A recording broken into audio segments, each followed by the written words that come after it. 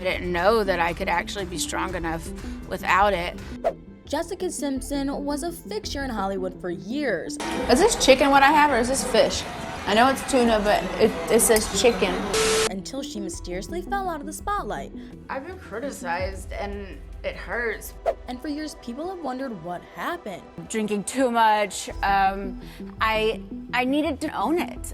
We finally have an answer, and the truth is honestly pretty shocking. It was a rough one for me, physically and mentally. I don't know if you remember just how big a star Jessica was when she first broke out into the music scene. Even though she didn't make it past the semifinals of the auditions for the Mickey Mouse Clubhouse in the early 90s, she eventually joined peers like Britney Spears and Christina Aguilera on the Billboard Hot 100 chart. When her debut single, I Wanna Love You Forever, reached number 3 in 1999, her second album, Irresistible, came out in 2001 and debuted at number 6 on the Billboard 200 chart. And then 2 years later, she dropped her third studio album, In the Skin, which after a re-release became her best-selling album to date. While her songs didn't necessarily get the most positive reviews, it was universally agreed that she had a powerful singing voice. But in 2003, something happened that would ultimately lead to the downfall of her singing career. Although it also made her a universal household name, I'm talking about the iconic TV show Newlyweds, Jessica and Nick, one of the first celebrity reality TV shows. It chronicled the young couple's marriage, but fun fact, the show was originally pitched to Michael Jackson and Lisa Marie Presley after they got married, but they backed out of it in pre-production. It was Jessica's dad/manager, Joe Simpson, who approached the network with the idea to use his daughter. The show became one of the highest rated series on MTV, but the way it was edited didn't exactly paint Jessica in a certain light. She was basically depicted as a blonde bimbo. Of course, none of us will forget that iconic line when Jessica asked what was in a can of tuna, just because it said it was the chicken of the sea. And Nick was depicted as the husband who had to put up with his wife's nonsense and shopping sprees. So after how she came across in the show, I think it's safe to say the public started not to take her so seriously.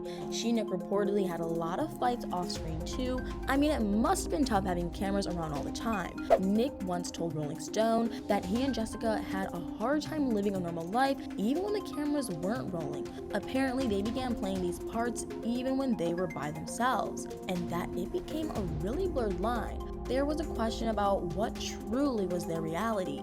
You won't believe what Jessica confessed in a 2020 interview with Sunrise. She said that the reality show wasn't what destroyed her marriage, but by the end of shooting, they weren't even talking to each other. The couple eventually split up in 2005 and their divorce was finalized in 2006. But it wasn't a smooth journey, and because they didn't sign a prenup, you'll never guess how much Jessica ended up paying Nick in the settlement. She had to fork over $12 million to her ex. Her dad was the one who handled her divorce for her, and Jessica admitted in her memoir that she told Joe that there was no price on freedom, and that's what she'd be getting by paying that. She also promised him that she'd make the money back. After the breakup, the press had kind of decided whose side they were on. Tabloids and magazines were printing stories about how Jessica had cheated on Nick with celebs like Johnny Knoxville and Adam Levine. And to take advantage of the public's sympathy, Nick basically pulled a Justin Timberlake and released a song about his heartbreak, which just so happened to become his biggest solo single. Meanwhile, the first album Jessica put out after the separation, Public Affair, didn't have any commercial hits and sold just 300,000 copies in the States. In a report by Today, a Hollywood publicist critiqued the debut single from it, saying that Jessica should have tried to individuate herself and not do things that played to the past story of her marriage. Jessica tried again in 2008 though, this time with a country album. I guess her team decided that if she wasn't having success in the world of pop, that she might as well try a different genre. But it seems like that wasn't the right solution to kickstarting her music career, since the album Do You Know didn't do well on the charts either, and it only sold around 178,000 copies. She was dropped by her record label Sony Nashville. One critic explained that the country market was very different and that Jessica didn't put in the work needed to really build an audience. Jessica gave it one last shot with a Christmas album in 2010, but it ended up being her last one. She also tried her hand at being an actress for a while, with her most well-known role being Daisy Duke in The Dukes of Hazzard.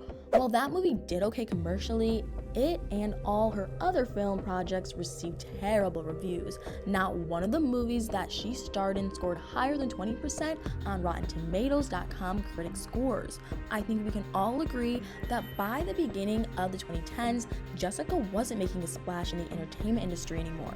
But there was one industry that she was thriving in. In 2005, she launched her own fashion line, the Jessica Simpson collection, and this was before that became a big celebrity trend. It grew and grew until it became a clothing empire. By the age of 34, she became one of the first celebs to have created a fashion brand that earned $1 billion in annual sales, which meant Jessica more than fulfilled the promise to her dad that she'd make back the $12 million that she gave Nick. In a 2014 Forbes Power Women Summit, she shared that her business was the heart of who she was, and she wanted to make every woman feel confident in what they were wearing. But it hasn't always been a glory and gold with her business. And a few years ago, everything almost came crashing down for Jessica. She found herself in an extremely difficult situation. In 2015, the company that had gained a majority stake in the Jessica Simpson collection filed for bankruptcy, which could have absolutely ruined Jessica's business, but what she did next was truly unbelievable. Pay close attention to this because the risk she took was super brave.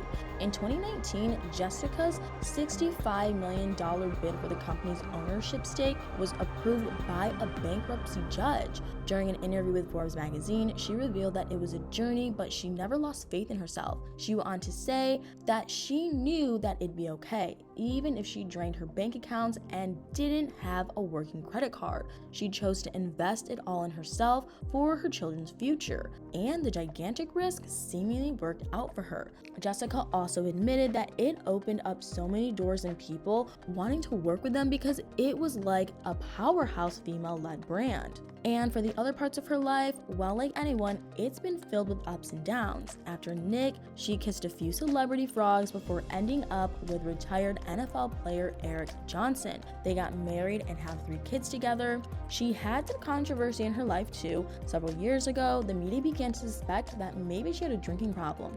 She was seen stumbling out of restaurants more than once and would sometimes be slurring in TV interviews. An insider told In Touch that her husband just dealt with it. That of course he was embarrassed, but there wasn't much he could do.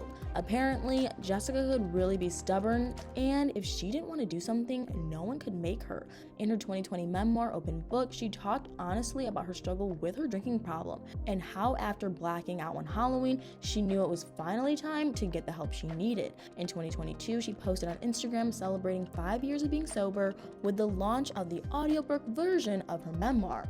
She also released 6 brand new songs. She spoke with ET and said that the music was actually everything that inspired her to get sober and write the book. So who knows, maybe one day she will return to making music again. But even if she doesn't, she can rest well knowing that she's been able to find success again and again in different ways throughout her life. But what do you guys think? Did starring in Newlyweds do more bad than good to her career? Can you believe the risk that she took to save her clothing empire? Let me know in the comments below.